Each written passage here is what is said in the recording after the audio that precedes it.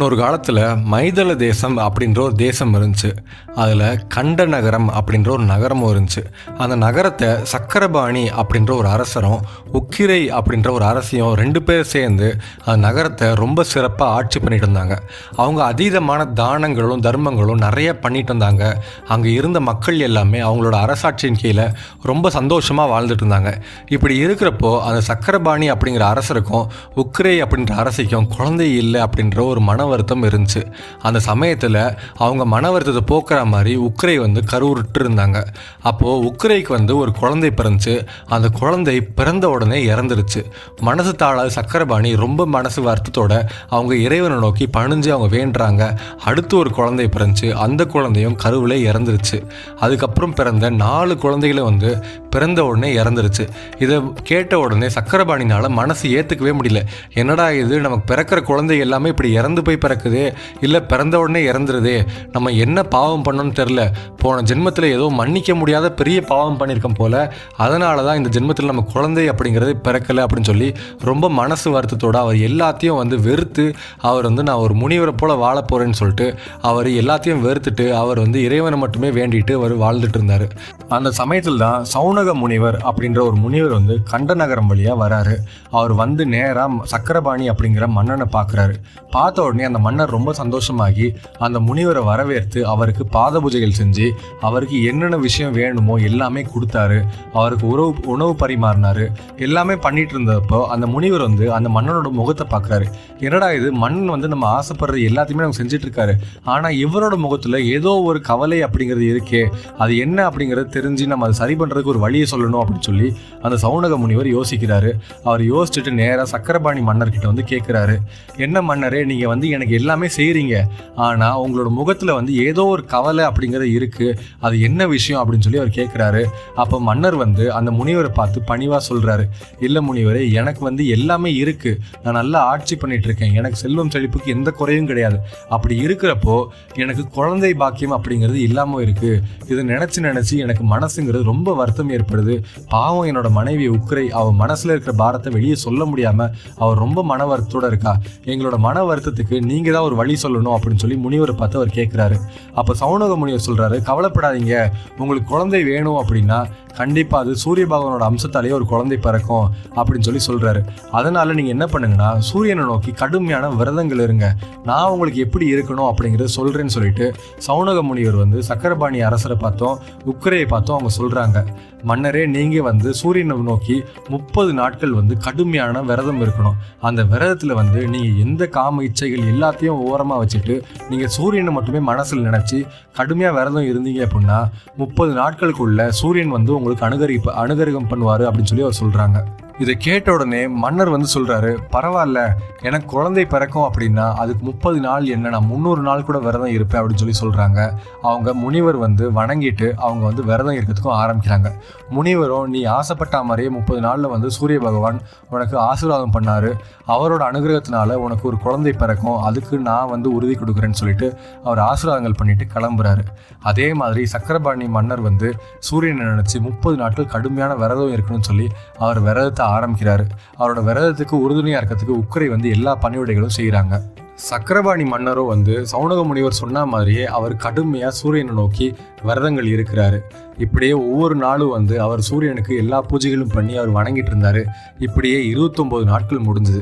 அந்த 29 நாள் காலையில் சூரிய பகவான் அந்த மன்னர் முன்னாடி காட்சி கொடுத்து, கவலைப்படாத மன்னரே, உன்னோட விரதத்தை பார்த்து நான் ரொம்ப சந்தோஷம் அடைஞ்சிருக்கேன், நாளைக்கு உன் விரதம் அப்படிங்கிறது முடிவடைஞ்ச உடனே என்னோட அம்சத்தில் என்னோட சொரூபத்தில் உனக்கு ஒரு குழந்தை பிறக்கும் அப்படின்னு சொல்லி அவர் ஆசீர்வதிக்கிறாரு. இதை கேட்ட உடனே சக்கரபாணி மன்னரும் உக்கிரையும் ரொம்ப சந்தோஷம் அடைஞ்சு அவங்க சூரிய பகவானை வணங்குறாங்க. வணங்கிட்டு அவங்க கரெக்டாக 30 நாட்கள் முடிஞ்ச உடனே அவங்க விரதம் முடிஞ்சு அவங்க ரொம்ப சந்தோஷமாக இருந்தாங்க. அது சூரிய பகவான் ஆசீர்வாதம் பண்ண மாதிரியே 10 மாதத்துக்கு அப்புறம் உக்கிரைக்கு ஆண் குழந்தை ஒன்று பிறந்துச்சு. சக்கரபாணி மன்னனும் ரொம்ப சந்தோஷமா தனக்கு ஒரு ஆண் குழந்தை பிறந்திருக்கு அப்படின்ற செய்தி கேட்டு அவர் ரொம்ப சந்தோஷமா குழந்தைய பார்த்து ஓடோடி போறாரு. அங்க போய் சக்கரபாணி மன்னனும் உக்கிரையும் அந்த குழந்தைய பாக்குறாங்க. பார்த்த உடனே அவங்க அதிர்ந்து போறாங்க. என்னடா இது, பிறந்திருக்க குழந்தை அந்த சூரியனை போலவே மிக தேஜஸோட அதிகமா அழகா இருக்கே அப்படின்னு சொல்லி அவங்க நினைக்கிறாங்க. ஆனா அந்த தேஜஸுக்குள்ள உத்து பார்க்கறப்பதான் தெரியுது அந்த குழந்தை பிறக்கிறப்பே 2 கையில சூலாயத்தோட பிறந்திருக்கு. என்னடா இது, குழந்தை பிறக்கிறப்பே சூலாயத்தோட பிறந்திருக்கு அப்படின்னு சொல்லி யோசிக்கிற நேரத்துல இன்னொரு விஷயத்தை கவனிக்கிறாங்க. அந்த குழந்தைக்கு சிவப்பு நிறத்துல ஜடாமுடியும் இருக்கு. இது வரைக்கும் எந்த குழந்தையுமே சிவப்பு நிற ஜடாமுடியோட பிறந்ததே கிடையாது. என்னடா இது, நம்ம குழந்தை இப்படி பிறந்திருக்கே அப்படின்னு சொல்லி அவங்க பாக்குறாங்க. அந்த குழந்தைக்கு 3 கண்களும் இருக்கு. இதை பார்த்த உடனே உக்கிரை அதிர்ந்து போறாங்க. ஐயோ, என்னடா இது, இப்படி ஒரு குழந்தை பிறந்திருக்கே அப்படின்னு சொல்லி அவங்க நினைக்கிறாங்க. அப்ப சக்கரபாணி மன்னன் சொல்றாங்க, கவலைப்படாத, இது ஏதோ தேவாம்சம் பொருந்திய குழந்தையா இருக்கும்னு நினைக்கிறேன், இது சூரிய பகவானோட அம்சம் அப்படின்னு சொல்லி சக்கரபாணி மன்னர் உக்கிரையோட மனசை தேத்த ஆரம்பிக்கிறாங்க. சரி, நமக்கு ஒரு குழந்தை இல்லாம இருந்தோம், நமக்கு இப்போ ஒரு குழந்தை பிறந்திருக்கு, அதுவும் ஆண் குழந்தை பிறந்திருக்கு அப்படின்னு சொல்லி உக்கிரையும் சக்கரபாணியும் ரொம்ப சந்தோஷமா இருந்தாங்க. அந்த சமயத்துல தான் வருண பகவான் ஒரு பிராமணன் மாதிரி வேடம் போட்டு அவங்க அந்த குழந்தைக்கு பேர் வைக்கிறதுக்காக வராங்க. அந்த வருண பகவான் அந்த குழந்தைக்கு சிந்து அப்படின்ற பேர் வைக்கிறாங்க. சிந்து அப்படின்ற பேரை வச்ச உடனே சக்கரபாணியும் உக்கிரையும் ரொம்ப சந்தோஷமா அந்த குழந்தைக்கு சிந்து அப்படின்ற பேரை வச்சு அவங்க அழைக்கிறாங்க. அந்த குழந்தைய ரொம்ப செல்லமா வளர்க்குறாங்க. நாளுக்கு நாள் அந்த குழந்தை ரொம்ப வேகமா வளர்ந்துட்டே இருக்கு. அந்த சிந்து அப்படிங்கிற குழந்தை வளர வளர அதோட பராக்கிரமோ அதோட வீரமோ ரொம்ப அதிகமாகிட்டே இருக்கு. அதோட பலம் அப்படிங்கிறது வாயில சொல்ல முடியாத அளவுக்கு அதிசிறந்த பலமா இருக்கு. அவன் மிகப்பெரிய பலசாலியா இருக்கான். பெரிய பெரிய மலைகள் எல்லாத்தையுமே கையில சாதாரண ஒரு விளையாட்டு ஜாமான் போல ஆட்டி அசைச்சு அதை பிடுங்கி அதை உடைச்சி அவன் விளையாடிட்டு இருந்தான். இதை பார்த்த உடனே மக்கள் எல்லாமே பயந்து அதிர்ந்து போனாங்க. என்னடா இது, இந்த குழந்தை இவ்வளோ பெரிய அசுரனை போல இருக்கானே, இவனோட பலத்துக்கு முன்னாடி ஒரு பெரிய மலை கூட நிற்க முடியல, இவன் பாறைகளை என்னமோ சின்ன ஒரு கல்லை உடைக்கிற மாதிரி அவன் கையில வச்சு நசுக்கிறான், அது தூள் தூளா உடஞ்சி கீழே விழுகுது. இப்படி இருக்கிறப்போ இந்த சிந்து கடல்ல போய் கலக்கி விடுறான். அது என்னமோ சின்ன ஒரு பாத்திரத்துல இருக்கக்கூடிய தண்ணி மாதிரி அது கலங்கி நிக்குது. இப்படி இருக்கிறப்போ இந்த சிந்து மிகப்பெரிய வீரனா இருக்கா அப்படின்னு சொல்லி எல்லாருமே ஆச்சரியத்தோட பார்த்துட்டு இருந்தாங்க. அந்த சமயத்தில் தான் அசுரகுருவான சுக்கராச்சாரியர் இது கேள்விப்படுறாரு. சிந்துக்கு இவ்வளோ பெரிய பலமா, இவன் யாரு அப்படின்றத அவர் விசாரிக்கிறாரு. அப்போதான் இவன் சூரியனோட அம்சத்துல பிறந்திருக்கிற ஒரு குழந்தை அப்படிங்கிறது தெரிய வருது. உடனே அந்த சமயத்துல தான் தேவலோகத்தை நம்ம அசுரர்கிட்ட கொடுக்கணும், அவங்களை கைப்பற்ற வைக்கணும் அப்படின்னா இதுதான் சரியான சமயம். சிந்துவை வழி நடத்துறதுக்கு தக்க குரு இருக்காருன்னு நினைக்கிறேன், எனக்கு தெரியல. அதனால நம்ம போய் சிந்துவை வழி நடத்துற மாதிரி இருந்து அவனை அசுரரோட பக்கம் எழுதுக்கிட்டோம் அப்படின்னா கண்டிப்பா சிந்து ஒரு மிகப்பெரிய அசுரனை மாறுவான். அவனோட தயவால நம்ம என்ன பண்ணலாம்னா தேவலோகத்தையே கைப்பற்றி தேவர்கள் எல்லாமே அடிமையாக்கலாம் அப்படின்னு சொல்லி சுக்கராச்சாரியர் நினைச்சு அவன் நேரா சிந்துவை போய் பார்க்குறாரு. பார்த்த உடனே சிந்துவை பார்த்து சுக்கராச்சாரியர் சொல்றாரு, சின்ன குழந்தையே, நீ இப்படி விளையாடிட்டு இருக்க, உன்னோட பலம் என்ன அப்படிங்கிறது உனக்கு தெரியல. நீ இவ்வளோ பெரிய பலத்தை வச்சுக்கிட்டு நீ இங்க இருக்க வேண்டிய ஆளே கிடையாது. நீ என்னோட மாணவனா இருக்கணும். என்னோட அறிவுறுத்தல் படி நீ பல வரங்கள் வாங்கணும். அந்த வரங்கள் வாங்கி நீ உலகத்தையும் ஆட்சி பண்ணணும். அப்பேற்பட்ட புகழ்பெற்ற ஒரு வீரனா இருக்க வேண்டிய நீ என்னன்னா சின்ன குழந்தை மாதிரி இங்கே கடலை கலக்கிக்கிட்டு மலையை உடைச்சிட்டு விளையாண்டுட்டு இருக்க அப்படின்னு சொல்லி சொல்றாங்க. இதை கேட்ட உடனே அந்த சிந்து யோசிக்கிறான், ஆமா, நம்மளோட வீரம் அப்படிங்கிறது யாருமே புகழ்ந்து பேசுனது கிடையாது. ஆனா இந்த சுக்கராச்சாரியர் மட்டும் தான் நம்மளோட வீரத்தை கரெக்டா புரிஞ்சிருக்காரு. அப்படிங்கிறனால இவர் தான் நம்ம குருவா இருப்பாரு, இவர் தான் நம்மளை வழி நடத்துவாரு அப்படின்னு சொல்லி அவன் மனசுல நினைக்கிறான். அதே மாதிரி அந்த சிந்து சுக்கராச்சாரியர்கிட்ட போய் கேட்கிறான், நான் இப்போ என்ன பண்ணணும் அப்படிங்கறத நீங்க சொல்லுங்க அப்படின்னு சொல்லி கேட்டோடனே சுக்கராச்சாரியர் என்ன சொல்றாருன்னா, நீ ஒன்றும் கவலைப்படாத, நீ சிவனை நோக்கி கடுமையான தவம் பண்ணு. சிவன்ட்டு இருந்து நீ வரங்கள் வாங்கி அந்த வரத்தின் மூலியமா நீ தேவலோகத்தை கைப்பற்றலாம் அப்படின்னு சொல்லி சொல்றாரு. இப்படி சுக்கராச்சாரியர் சொன்னதை கேட்ட இந்த சிந்து சிவனை நோக்கி கடுமையாக தவம் பண்ணானா, அவன் தவத்தின் பலனா சிவபெருமான் அவனுக்கு காட்சி கொடுத்து வரங்கள் கொடுத்தாரா, இவங்க தேவலோகத்தை கைப்பற்றினாங்களா இல்லையா, என்ன ஆச்சு அப்படிங்கிற பற்றி ஃபுல்லாக தெரியணும் அப்படின்னா இந்த வீடியோ ஸ்கிப் பண்ணாமல் முழுசாக பாருங்கள்.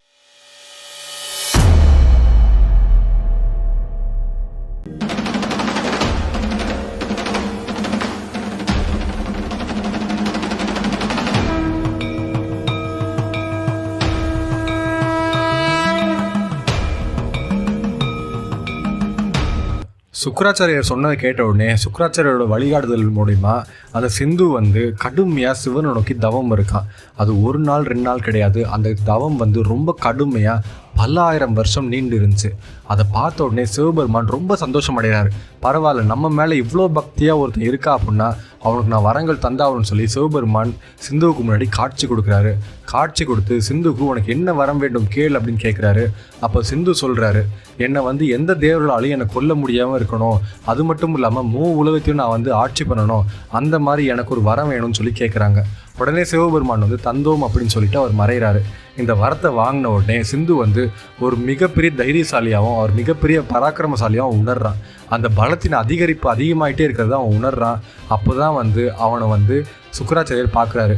பரவாயில்ல சிந்துவே, நீ இது வரைக்கும் சாதாரணமாக ஒரு சின்ன பையனாக இருந்த, இதுக்கப்புறம் நீ சிந்து ராஜனாக மாறப்போகிற, உலகத்தையும் அவன் கட்டுக்குள்ளே கொண்டு நீ ஒரு ஏகாதிபத்திய அரசனாக மாறப்போகிற அப்படின்னு சொல்கிறாரு. இதை கேட்ட உடனே சிந்துக்கு பயங்கர சந்தோஷம் ஏற்படுது. சுக்கராச்சாரியோட வழிகாட்டுதல் மூலிமா சிந்து அதர்ம பாதையில் போக ஆரம்பித்தான். சிந்துவோட பலத்தை பார்த்தோம், அவனோட பராக்கிரமத்தை பார்த்தோம், அசுரர்கள் எல்லாமே நடுநடுங்கி போனாங்க.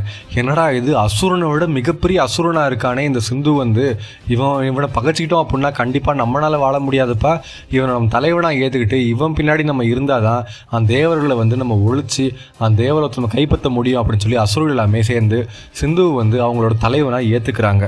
அதுக்கப்புறம் சிந்துவோட தலைமையில் அவங்க என்ன பண்ணுறாங்க அப்படின்னா தேவர்களை பூரா சிறையில் அடைக்கிறாங்க. அதில் சில பேர் சிறையிலையும் சில பேர் சிந்துவோட பட்டணத்துக்கு அவங்க காவலாகவும் வைக்கிறாங்க. இப்படி சிந்துராஜனோட சிறையில் இருந்த தேவர்கள் எல்லாமே சிந்துராஜன் கொடுக்கக்கூடிய கஷ்டங்களை தாங்க முடியாமல் அவங்க அழுதுட்டு இருந்தாங்க. அந்த சமயத்தில் தான் தேவர்களுக்கு பிரகஸ்பதி வந்தார். பிரகஸ்பதியை பார்த்த உடனே தேவர்கள் எல்லாமே ரொம்ப சந்தோஷப்படுறாங்க. பரவாயில்ல, நம்மளோட குல குருவான பிரகஸ்பதி வந்திருக்காரு, இவர்கிட்ட நம்ம வழி கேட்டோம் அப்படின்னா கண்டிப்பாக நம்ம எப்படியாவது இந்த சிந்துராஜன்ட்டு நம்ம தப்பிச்சிடலாம் அப்படின்னு சொல்லி தேவகுருவான பிரகஸ்பதி கிட்ட போய் பணிஞ்சு வணங்கி நிற்கிறாங்க தேவர்கள் எல்லாமே. பிரகஸ்பதி பார்த்து சொல்கிறாங்க, என்ன விஷயம் கேளுங்க அப்படின்னு சொல்கிறாங்க. அப்போது உங்களுக்கு தெரியாத ஒன்றும் கிடையாது, இந்த தேவர்கள் எல்லாத்தையுமே சிறையில் அடைச்சி இந்த சிந்துராஜன் ரொம்ப அதீதமான கொடுமைகளை கொடுத்துட்டு இருக்கான். இந்த கொடுமையில இருந்து என்னை நீங்கள் தான் வெளியே கொண்டு வரணும், சிந்துராஜனை எப்படி அழிக்கிறது அப்படின்ற வழியை நீங்கள் தான் எனக்கு சொல்லணும் அப்படின்னு சொல்கிறாங்க. பிரகஸ்பதி சொல்கிறாங்க, சிந்துராஜன் சாதாரணமாக ஒரு மிகப்பெரிய வீரனாவோ ஒரு அசுரனாவோ மாறலை, அவர் சூரியனோட அம்சம் பொருந்தியவர்.